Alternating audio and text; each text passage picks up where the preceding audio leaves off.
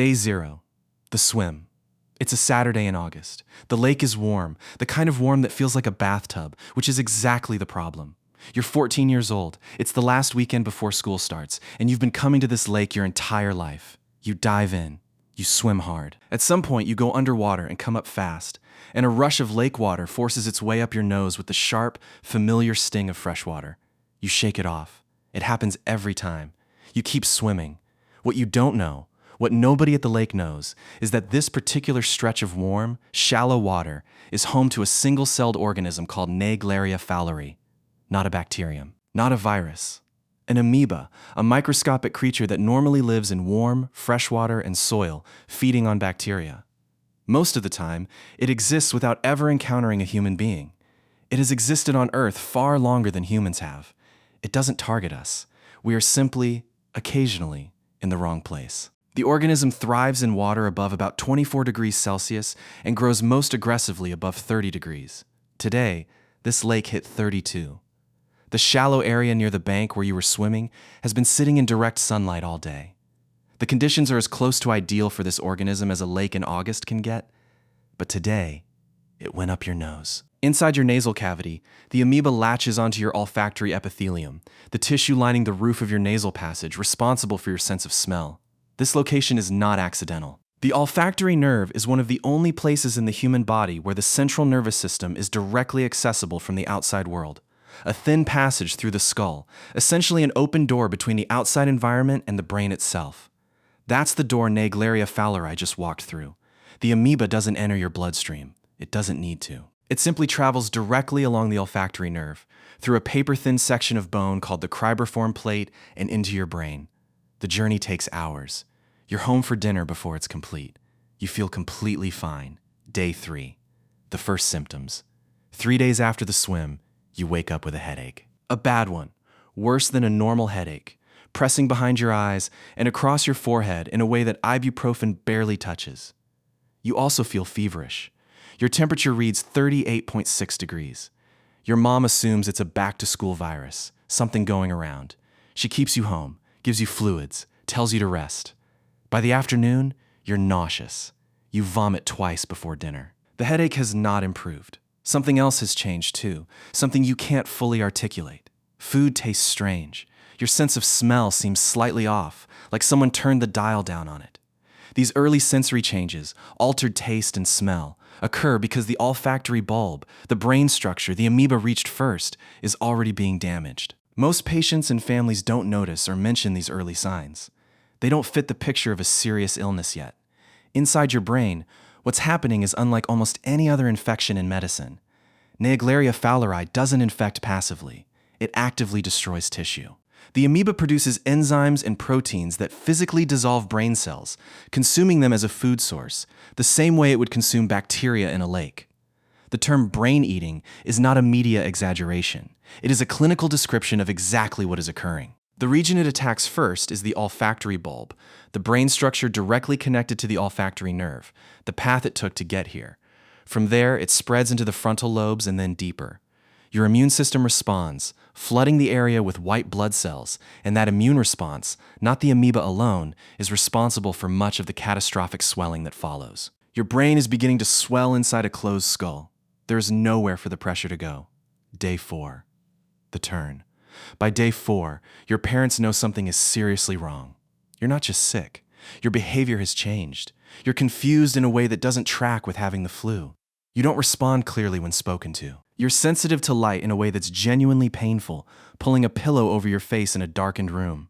Your neck has become stiff, so stiff that bringing your chin to your chest is impossible, a sign of meningeal irritation, the membrane around your brain inflamed and under pressure. Your parents take you to the emergency room. At the ER, the attending physician notes the neck stiffness, the fever, the photophobia, and the recent history of freshwater swimming, and suspects bacterial meningitis first, because bacterial meningitis is far more common, and because Naegleria fowleri infection is so rare that many emergency physicians will never see a single case in their entire careers. Only about 3 cases are diagnosed in the United States per year on average. A lumbar puncture is performed to sample your cerebrospinal fluid. The fluid is cloudy, under pressure, filled with white blood cells, and shows no bacteria on initial testing. The sample is sent for further analysis. The ER team starts broad-spectrum antibiotics immediately while awaiting results. The infectious disease consultant on call reviews your chart, notes the negative bacterial cultures, notes the swimming history, and makes the call. She requests an urgent microscopy of the CSF sample, looking specifically for the motile trophozoites of Naegleria fowleri, the active feeding form of the amoeba, visible as moving organisms under a microscope slide. This is a test that most hospital labs are not routinely prepared to run. The consultant has to call the lab technician personally and walk them through the preparation. They find them. Small, unmistakable, moving. Day 5. The ICU. You're transferred to the intensive care unit within the hour of the diagnosis being confirmed. The treatment for Naegleria fowleri is an antifungal drug called amphotericin B, administered directly into the cerebrospinal fluid via a catheter placed into the space around your spinal cord to get the medication as close to the infection as possible. A second drug, miltefosine, originally developed to treat a different parasitic infection, is also used, one of the few agents shown to have any activity against this organism. But here is the brutal reality the infectious disease team and your parents are facing simultaneously. Of all the people infected with Naegleria fowleri in documented history, only 4 have survived. 4 out of well over 300 confirmed cases in the United States alone since 1962. The case fatality rate is higher than 97%. Treatment exists. It has been used. It has rarely worked. The reason is the timeline. By the time a patient shows symptoms severe enough to prompt a hospital visit, by the time the amoeba is identified in cerebrospinal fluid, by the time treatment begins, the infection has typically been progressing in the brain for days. The olfactory bulb and frontal lobes have already sustained severe damage. The swelling is already critical. Doctors do everything medicine currently allows. They administer the drugs. They manage the swelling with medications to reduce intracranial pressure, placing a monitor directly inside your skull to track the pressure in real time.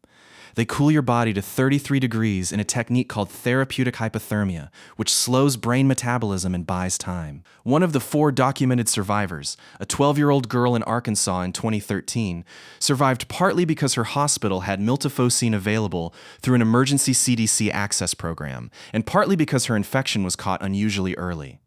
She spent weeks in the ICU, required intensive rehabilitation, and recovered with what doctors described as remarkable neurological outcomes. Her case was studied intensively.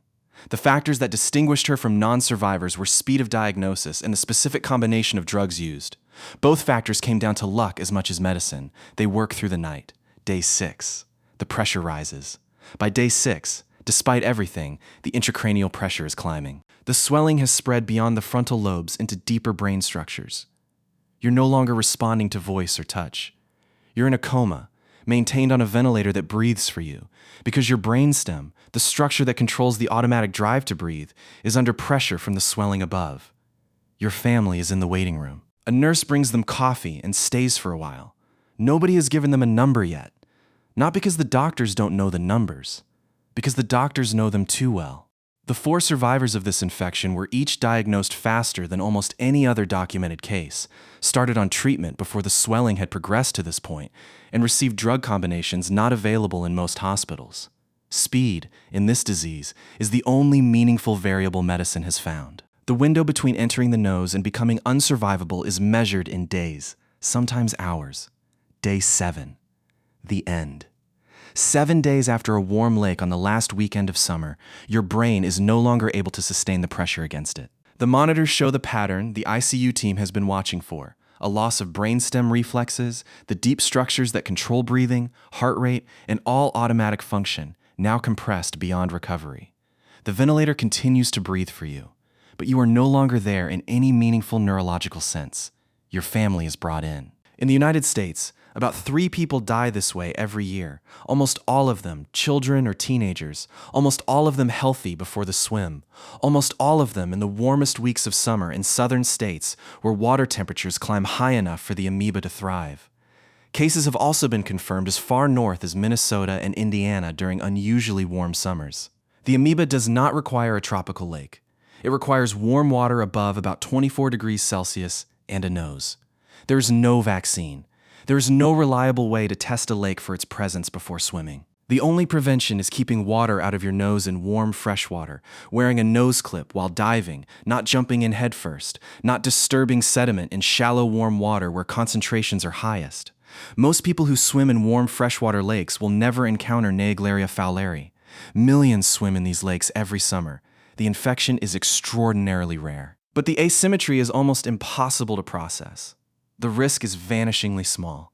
The consequence, if that risk lands on you, is among the most catastrophic in all of medicine, moving from a healthy child to a fatal brain infection in less than 2 weeks, with almost no exception in 60 years of documented cases.